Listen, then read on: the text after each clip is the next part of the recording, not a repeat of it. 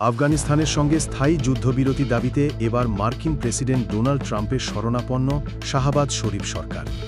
বৃহস্পতিবার ১৬ অক্টোবর পাকিস্তানি সংবাদমাধ্যম জিও টিভিকে দেওয়া সাক্ষাৎকারে শরীফের রক্ষামন্ত্রী খোয়াজা আসিফ অসহায়ের মতো বলেছেন, আফগানিস্তানের সঙ্গে পাকিস্তানের চলতি যুদ্ধ বন্ধের জন্য মধ্যস্থতা করতে মার্কিন প্রেসিডেন্টকে অনুরোধ জানাচ্ছি। গত কয়েক সপ্তাহ ধরেই আফগানিস্তান ও পাকিস্তানের মধ্যে সীমান্ত সংঘর্ষ চলছে। পড়োশী দুই দেশের মধ্যে নতুন করে সংঘর্ষ শুরু হওয়ায় আতঙ্কে দিন কাটাচ্ছেন সীমান্তের বাসিন্দারা।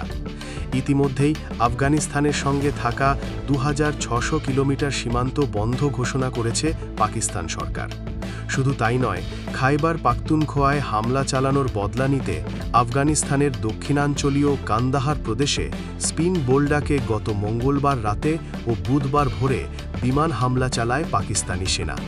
তাতে কমপক্ষে ১৫ আফগান নাগরিকের মৃত্যু হয়েছে। আফগানিস্তানের ইসলামী আমিরাত সরকারের প্রধান মুখপাত্র জাবিউল্লাহ মুজাহিদ সংবাদ মাধ্যমকে অবশ্য জানিয়েছেন, পাকিস্তানের হামলায় ১২ জন নিহত হয়েছেন। নতুন করে পাকিস্তান হামলা শুরু করেছে।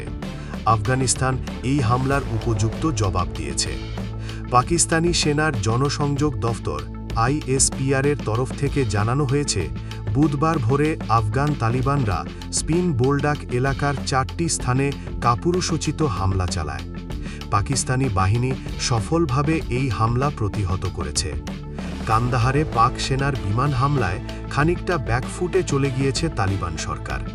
দিনভর বিবৃতি পাল্টা বিবৃতির পরে বুধবার সন্ধ্যায় যুযুধান দুই পক্ষের তরফ থেকে ৪৮ ঘণ্টার যুদ্ধবিরতির ঘোষণা করা হয়েছে। যদিও এর আগেও যেভাবে অস্ত্রবিরতির মধ্যে দুই দেশের সেনারা পরস্পরকে লক্ষ্য করে হামলা চালিয়েছে, তাতে এবারের যুদ্ধবিরতির ঘোষণা কতটা কার্যকর হবে তা নিয়ে সংশয় থাকছে। আফগানিস্তানের সঙ্গে সীমান্ত সংঘর্ষের মধ্যেই স্থায়ী যুদ্ধবিরতি চেয়ে মার্কিন প্রেসিডেন্টের শরণাপন্ন হয়েছেন পাকিস্তানের প্রতিরক্ষামন্ত্রী খোয়াজা আসিফ। জিও টিভিকে দেওয়া সাক্ষাৎকারে ট্রাম্প ভজনা করতে গিয়ে তিনি বলেন, এতদিন আমাদের ধারণা ছিল প্রত্যেক মার্কিন প্রেসিডেন্ট বিশ্বজুড়ে চলা যুদ্ধের জন্য দায়ী, কিন্তু ডোনাল্ড ট্রাম্প সেই ধারণা ভুল প্রমাণ করেছেন।